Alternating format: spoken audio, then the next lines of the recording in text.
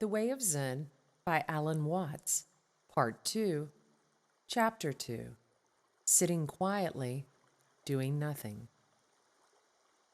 In both life and art, the cultures of the Far East appreciate nothing more highly than spontaneity or naturalness.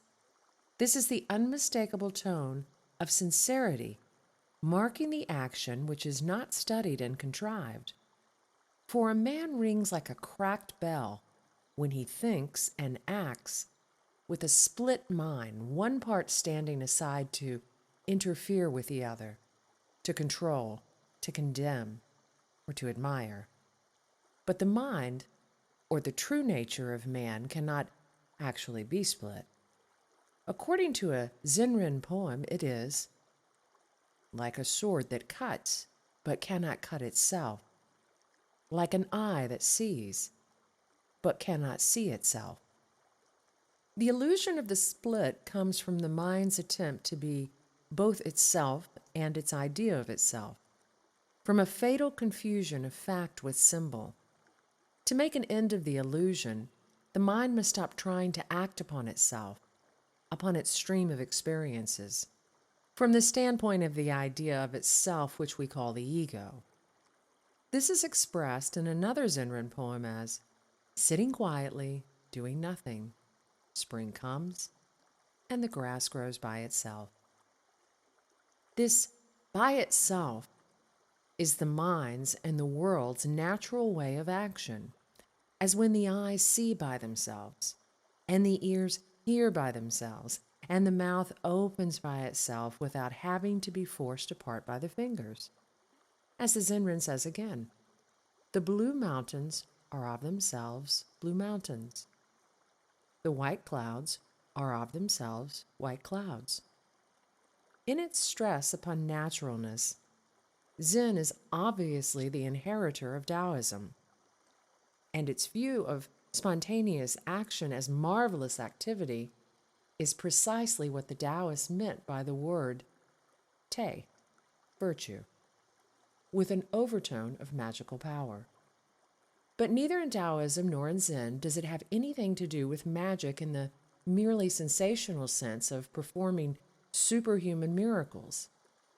The magical or marvelous quality of spontaneous action is, on the contrary, that is, it is perfectly human, and yet shows no sign of being contrived. Such a quality is peculiarly subtle, another meaning of meow, and extremely hard to put into words. The story is told of a Zen monk who wept upon hearing of the death of a close relative. When one of his fellow students objected that it was most unseemly for a monk to show such personal attachment, he replied, "Don't be stupid. I'm weeping because I want to weep." The great Hakuin was deeply disturbed in his early study of Zen when he came across the story of Master Yin Tiao, who was said to have screamed at the top of his voice when murdered by a robber.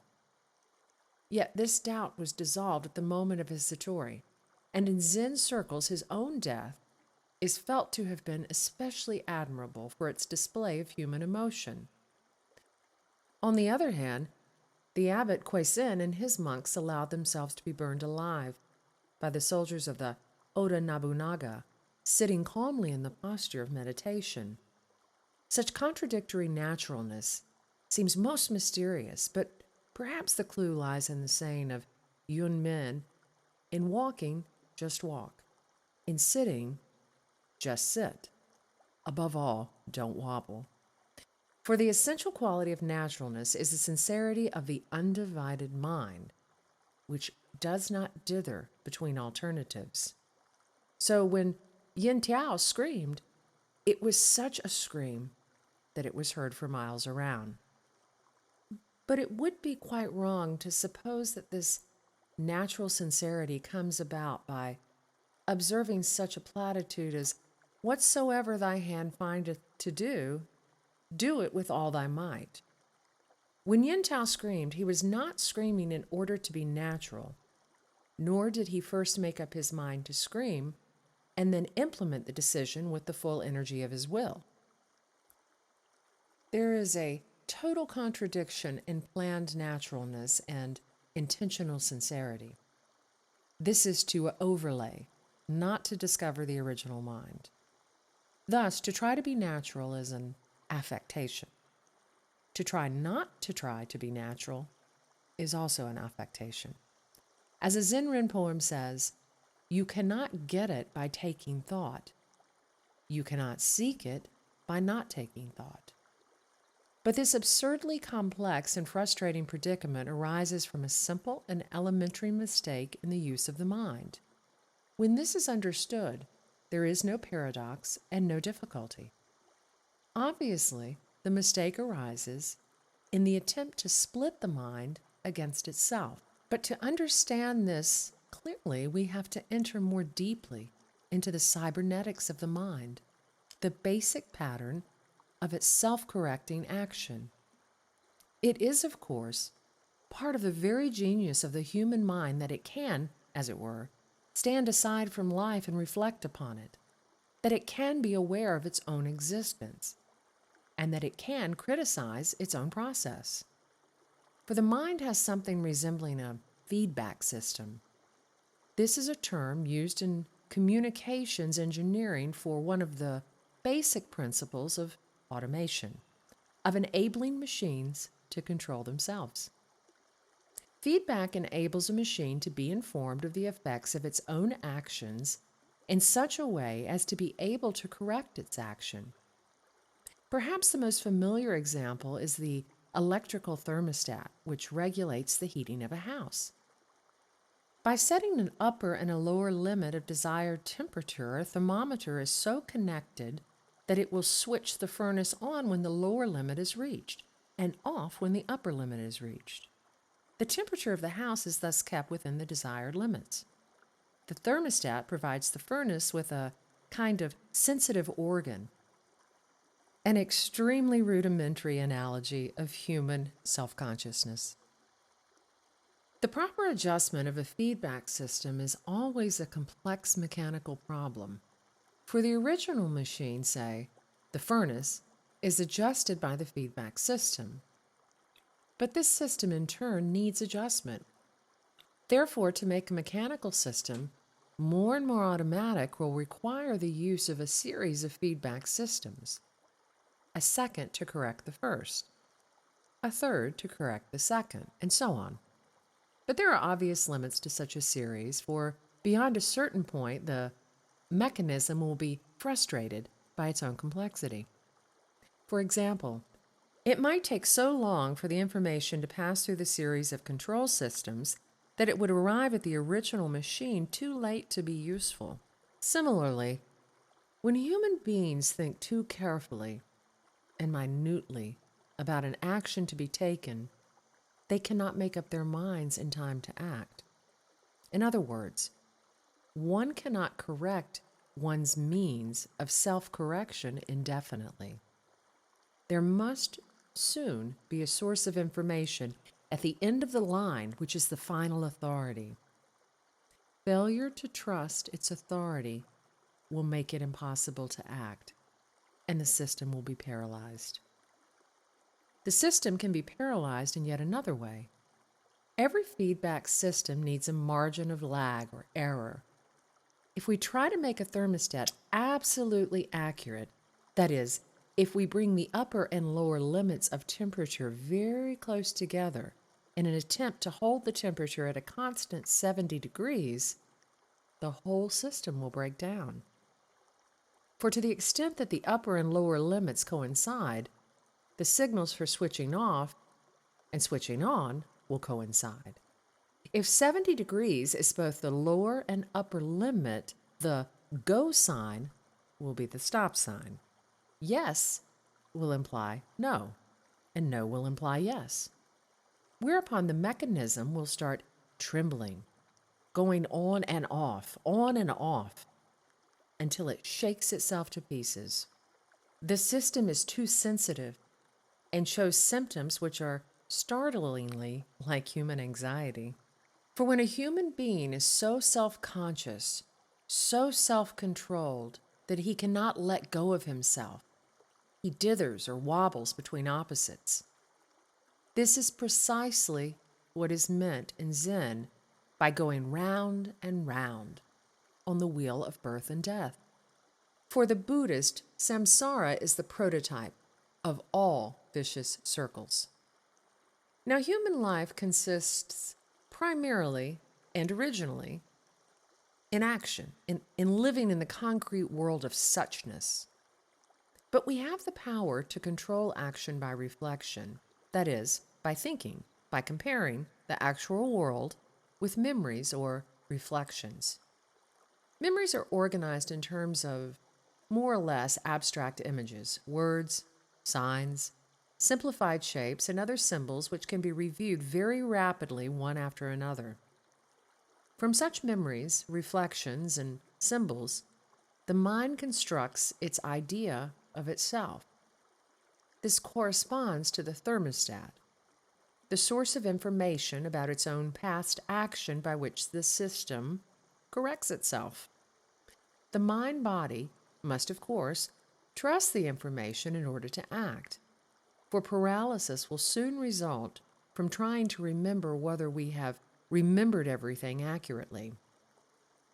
But to keep up the supply of information in the memory, the mind-body must continue to act on its own. It must not cling too closely to its own record.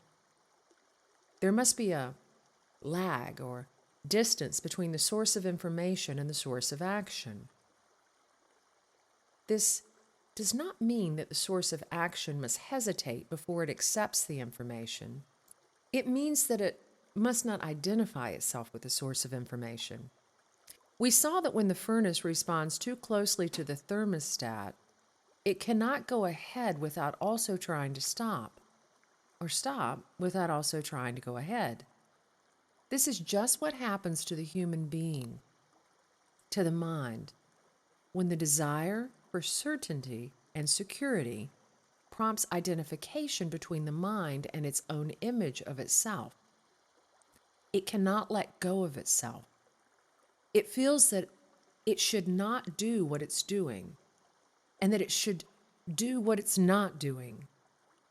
It feels that it should not be what it is and be what it isn't. Furthermore, the effort to remain always good or happy is like trying to hold the thermostat to a constant 70 degrees by making the lower limit the same as the upper. The identification of the mind with its own image is, therefore, paralyzing, because the image is fixed. It is past and finished. But it is a fixed image of oneself in motion. To cling to it is thus to be in constant contradiction and conflict. Hence, Yun Men saying, in walking, just walk. In sitting, just sit. Above all, don't wobble. In other words, the mind cannot act without giving up the impossible attempt to control itself beyond a certain point. It must let go of itself both in the sense of trusting its own memory and reflection and in the sense of acting spontaneously on its own into the unknown.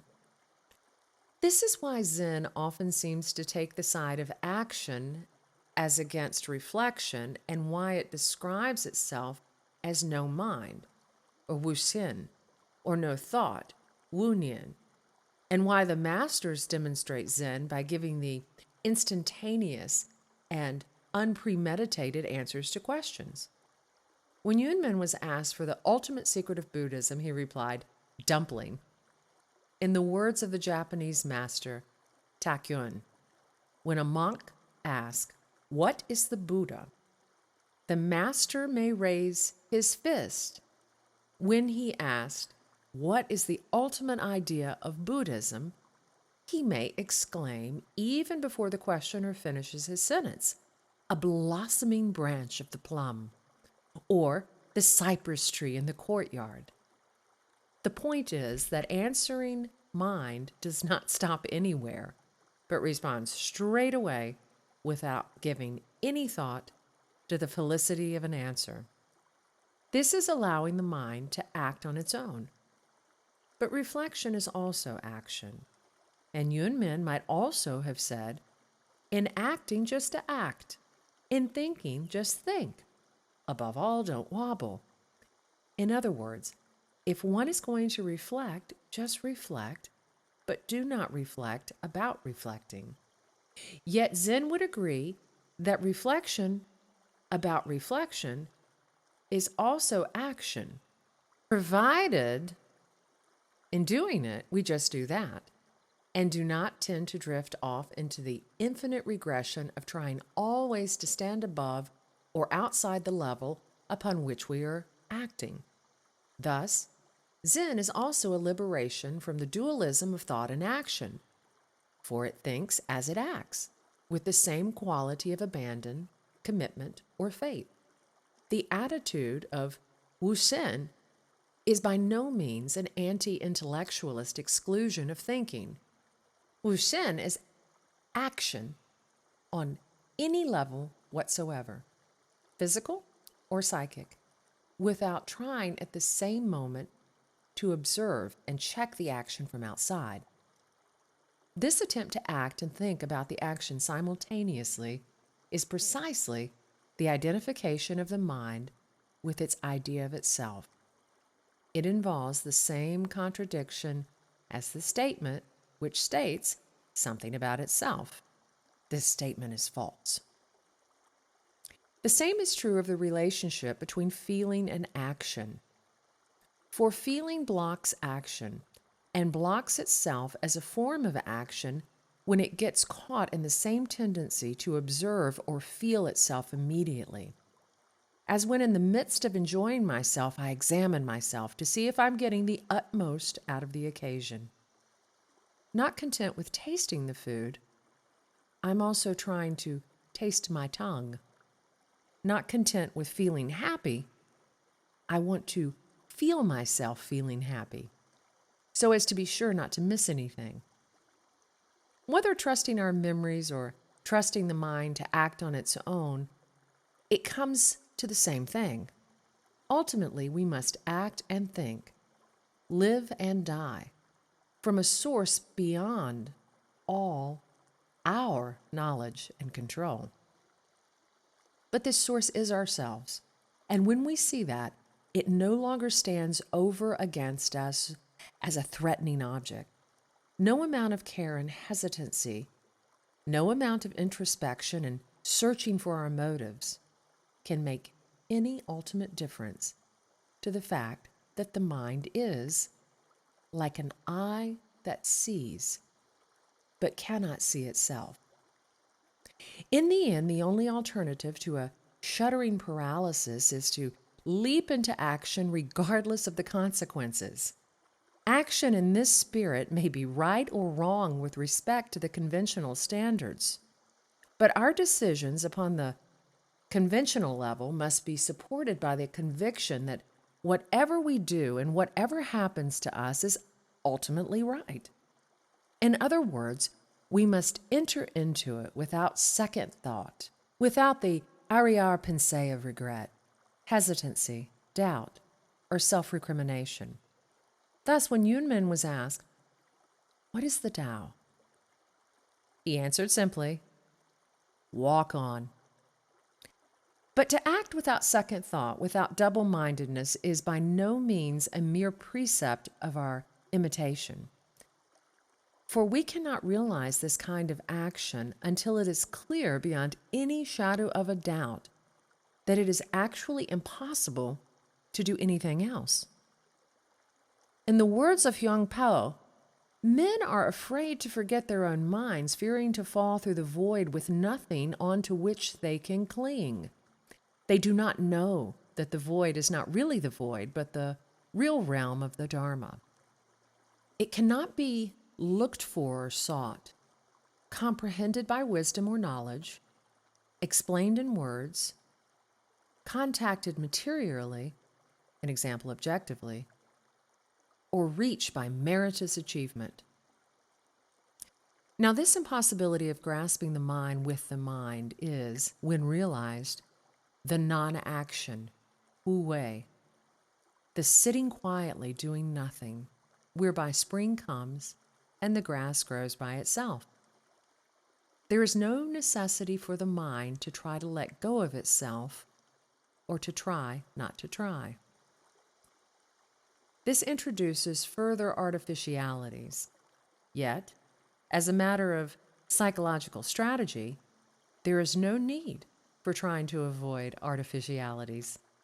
In the doctrine of the Japanese master Bankei, the mind which cannot grasp itself is called the unborn, Fusho.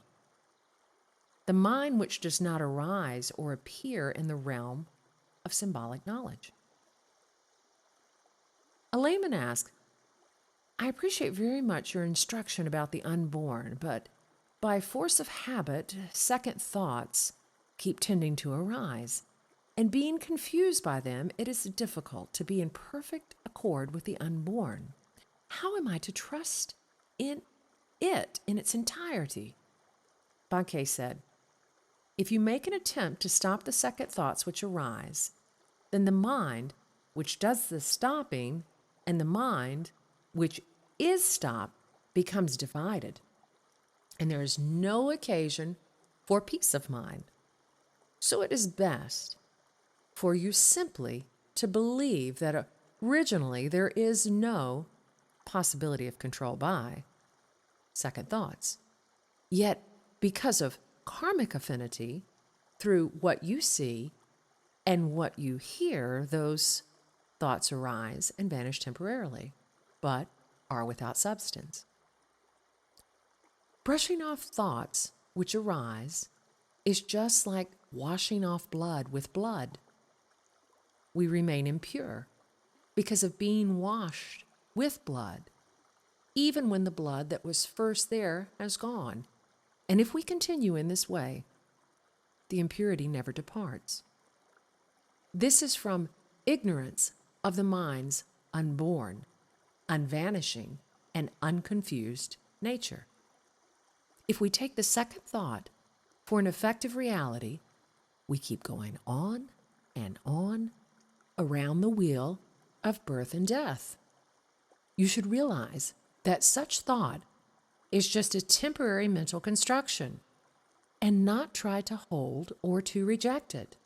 Let it alone, just as it occurs and just as it ceases. It's like an image reflected in a mirror. The mirror is clear and reflects anything which comes before it, and yet no image sticks in the mirror. The Buddha mind, an example, the real unborn mind, is 10,000 times more clear than a mirror and more inexpressibly marvelous. In its light, all such thoughts vanish without a trace. If you put your faith in this way of understanding, however strongly such thoughts may arise, they do no harm.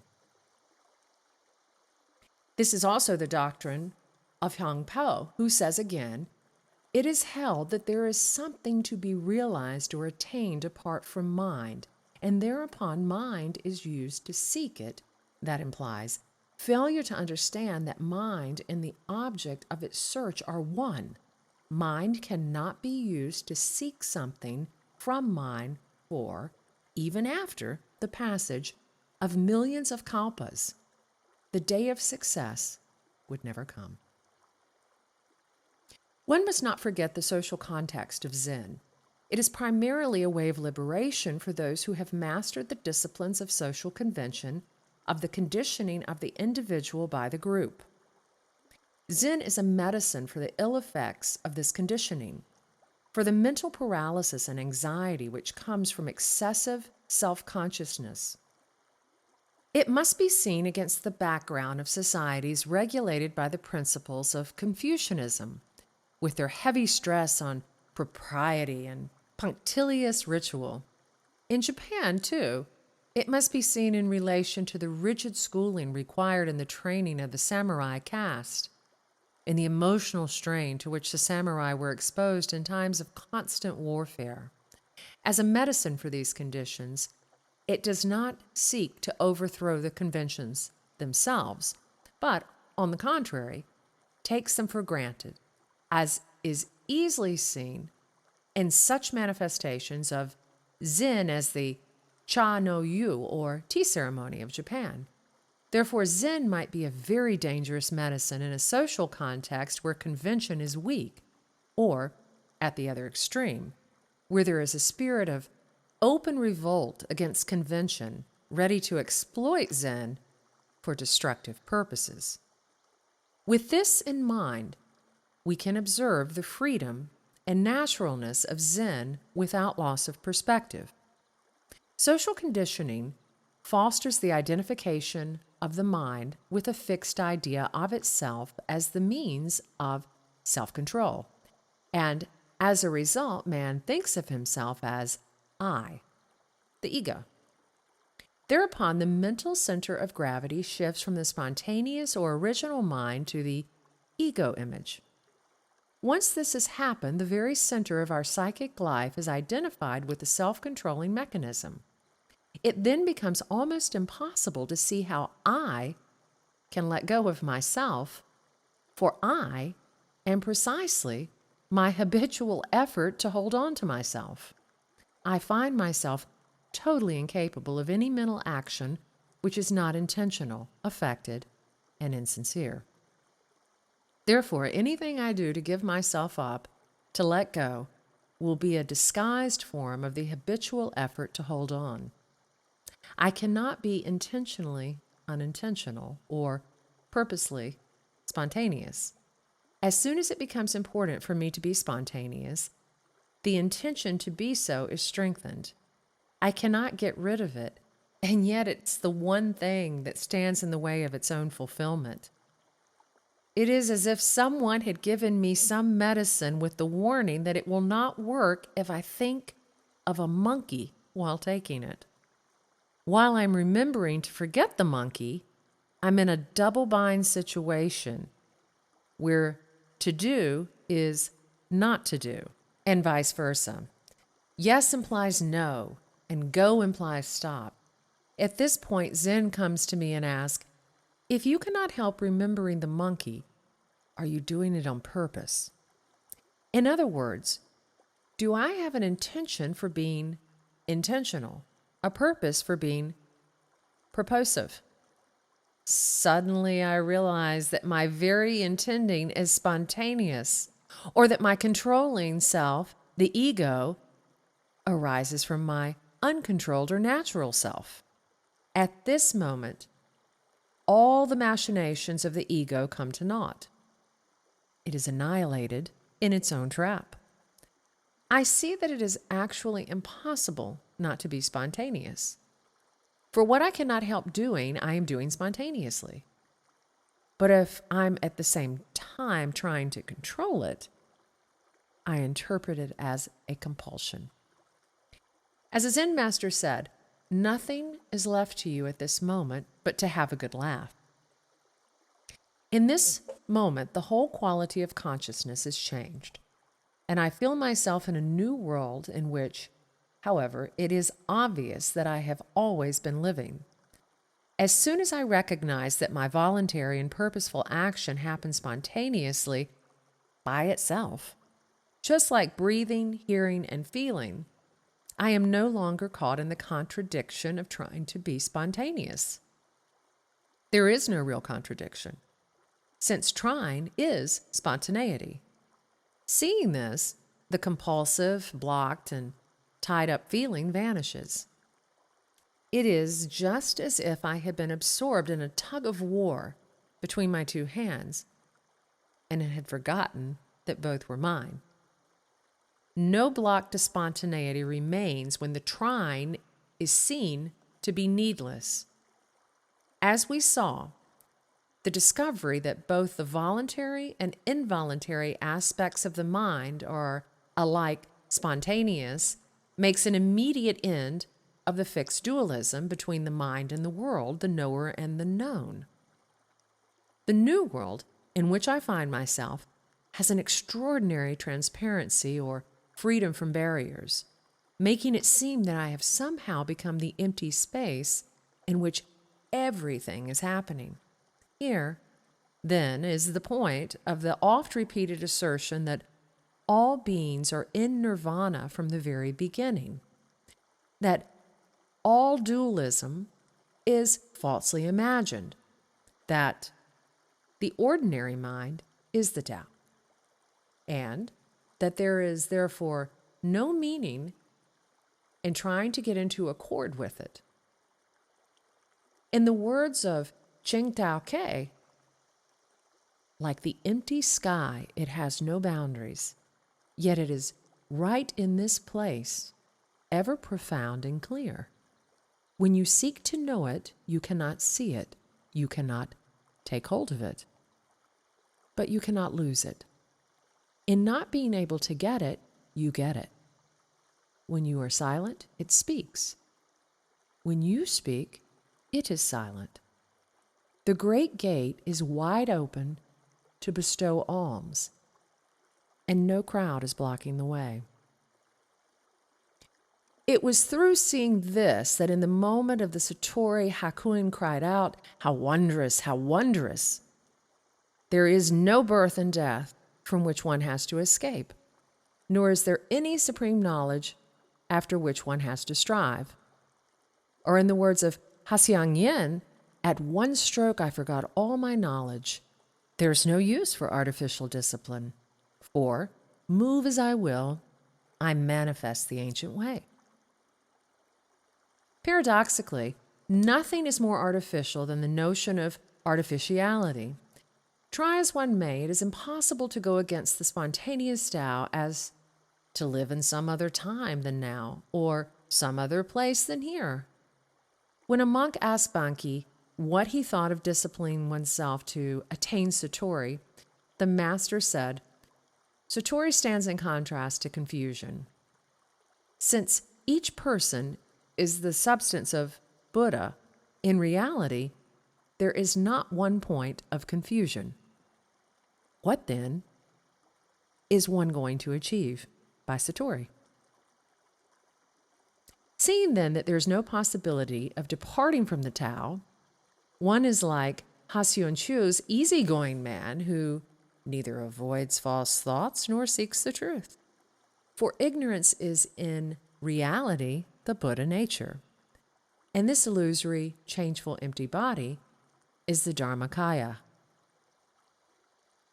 One stops trying to be spontaneous by seeing that it is unnecessary to try, and then and there it can happen. The Zen masters often bring out this state by the device of evading a question and then, as the questioner turns to go, calling him suddenly by name. As he naturally replies, "Yes," the master exclaims, "There it is." To the Western reader, it may seem that all this is a kind of pantheism, an attempt to wipe out conflicts by asserting that everything is God. But from the standpoint of Zen, this is a long way short of true naturalness, since it involves the use of the artificial concept, "everything is God," or "everything is the Tao." Zen annihilates this concept by showing that it is as unnecessary as every other. One does not realize the spontaneous life by depending on the repetition of thoughts or affirmations. One realizes it by seeing that no such devices are necessary. Zen describes all means and methods for realizing the Tao as legs on a snake, utterly irrelevant attachments. To the logician, it will of course seem that the point at which we have arrived is pure nonsense, as, in a way, it is. From the Buddhist point of view, reality itself has no meaning, since it is not a sign pointing to something beyond itself. To arrive at reality, at suchness, it is to go beyond karma, beyond consequential action, and to enter a life which is completely aimless.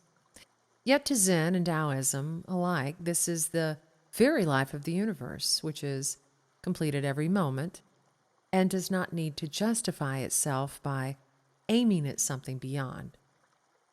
In the words of a Zen Rin poem, "If you don't believe, just look at September, look at October. the yellow leaves falling, falling, to fill both mountains and river. To see this is to be like the two friends of whom another Zen Rin poem says, sitting quietly, doing nothing. Meeting, they laugh and laugh. The forest grove, the many fallen leaves. To the Taoist mentality, the aimless, empty life does not suggest anything depressing. On the contrary, it suggests the freedom of clouds and mountain streams wandering nowhere, of flowers in impenetrable canyons, beautiful for no one to see, and of the ocean surf forever washing the sand to no end. Furthermore, the Zen experience is more of a conclusion than a premise. It is never to be used as the first step in a line of ethical or metaphysical reasoning, since conclusions draw to it rather than from it.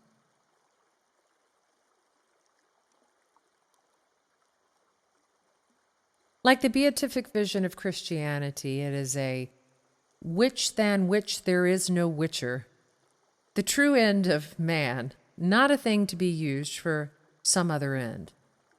Philosophers do not easily recognize that there is a point where thinking, like boiling an egg, must come to a stop. To try to formulate the Zen experience as a proposition, everything is the Tao, and then to analyze it and draw conclusions from it is to miss it completely. Like the crucifixion, it is to the Jews, the moralists, a stumbling block, and to the Greeks, the logicians, foolishness. To say that everything is the Tao almost gets the point, but just at the moment of getting it, the words crumble into nonsense. For we are here at a limit at which words break down because they always imply a meaning beyond themselves, and there is no meaning beyond. Zen does not make the mistake of using the experience, all things are of one suchness, as the premise for an ethic of universal brotherhood. On the contrary, Yan Wu says, if you are a real man, you may by all means drive off with the farmer's ox or grab the food from the starving man. This is only to say that Zen lies beyond the ethical standpoint, whose sanctions must be found, not in reality itself, but in the mutual agreement of human beings. When we attempt to universalize or absolutize it, the ethical standpoint makes it impossible to exist, for we cannot live for a day without destroying the life of some other creature. If Zen is regarded as having the same function as a religion in the West, we shall naturally want to find some logical connection between its central experience and the improvement of human relations. But this is actually putting the cart before the horse. The point is rather that some such experience or way of life as this is the object of improved human relations. In the culture of the Far East, the problem of human relations are the sphere of Confucianism rather than Zen. But since the Sung Dynasty, 959 to 1278, Zen has consistently fostered Confucianism and was the main source of the introduction of its principles into Japan. It saw their importance for creating the type of cultural matrix in which Zen could flourish without coming into conflict with social order. Because the Confucian ethic is admittedly human and relative, not divine and absolute. Although profoundly inconsequential, the Zen experience has consequences in the sense that it may be applied in any direction, to any conceivable human activity, and that wherever it is so applied, it lends an unmistakable quality to the work. The characteristic notes of the spontaneous life are mochi chu, or going ahead without hesitation, wu wei, which may here be understood as purposelessness, and wu shi, lack of affectation or simplicity. While the Zen experience does not imply any specific course of action, since it has no purpose, no motivation, it turns unhesitantly to anything that presents itself to be done. Mochi Chu is the mind functioning without blocks, without wobbling between alternatives. And much of Zen training consists in confronting the student with dilemmas which he is expected to handle without stopping to deliberate and choose. The response to the situation must follow with the immediacy of sound issuing from the hands when they are clapped, or sparks from a flint when struck. The student unaccustomed to this type of response will at first be confused, but as he gains faith in his original or spontaneous mind, he will not only respond with ease, but the responses themselves will acquire a startling appropriateness. This is something like the professional comedian's gift of unprepared wit, which is equal to any situation. The master may begin a conversation with the student by asking a series of very ordinary questions about trivial matters, to which the student responds with perfect spontaneity. But suddenly he will say, "When the bath water flows down the drain, does it turn clockwise or counterclockwise?" As the student stops at the unexpectedness of the question and perhaps tries to remember which way it goes, the master shouts, "Don't think, act this way," and whirls his hands in the air. Or perhaps, less helpfully, he may say, "So far you've answered my questions quite naturally and easily, but where's your difficulty now?" The student, likewise, is free to challenge the master, and one can imagine that in the days when Zen training was less formal, the members of the Zen communities must have had enormous fun laying traps for each other. To some extent, this type of relationship still exists despite the great solemnity of the Sanzen interview in which the koan is given and received. The late Kazuki Roshi was entertaining 2 American monks at tea when he was casually asked, "And what do you gentlemen know about Zen?" One of the monks flung his closed fan straight at the master's face. All in the same instant, the master inclined his head slightly to one side. The fan shot straight through the paper shoji behind him, and he burst into a ripple of laughter. Suzuki has translated a long letter from the Zen master Takon on the relationship of Zen to the art of fencing, and this is certainly the best literary source of what Zen means by Mochi Chu, by going straight ahead without stopping. Both Takwan and Bankai stress the fact that the original or unborn mind is constantly working miracles, even in the most ordinary person. Even though a tree has innumerable leaves, the mind takes them in all at once without being stopped by any of them.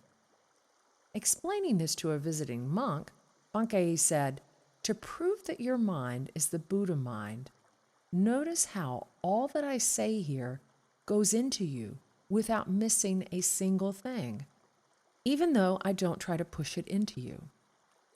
When heckled by an aggressive Nichiren monk who kept insisting that he couldn't understand a word, Benkei asked him to come closer. The monk stepped forward. "Closer still," said Benkei. The monk came forward again. "How well," said Benkei, "you understand me." In other words, our natural organism performs the most marvelously complex activities without the least hesitation or deliberation. Conscious thought is itself founded upon its whole system of spontaneous functioning, for which reason there is really no alternative to trusting oneself completely to its working. Oneself is its working. Zen is not merely a cult of impulsive action.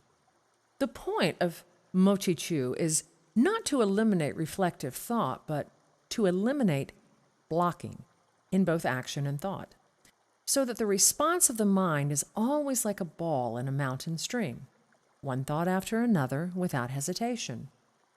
There is something similar to this in the psychoanalytical practice of free association, employed as a technique to get rid of obstacles to the free flow of thought from the unconscious. For there is a tendency to confuse blocking, a purely obstructive mechanism, with thinking out an answer. But the difference between the two is easily noticed in such a purely thinking out process as adding a column of figures. Many people find that certain combinations of numbers, such as 8 and 5 or 7 and 6, a feeling of resistance comes up, which halts the process. Because it is always annoying and disconcerting, one tends also to block at blocking, so that the state turns into the kind of wobbling dither characteristic of the snarled feedback system. The simplest cure is to feel free to block, so that one does not block at blocking. When one feels free to block, the blocking automatically eliminates itself. It's like riding a bicycle.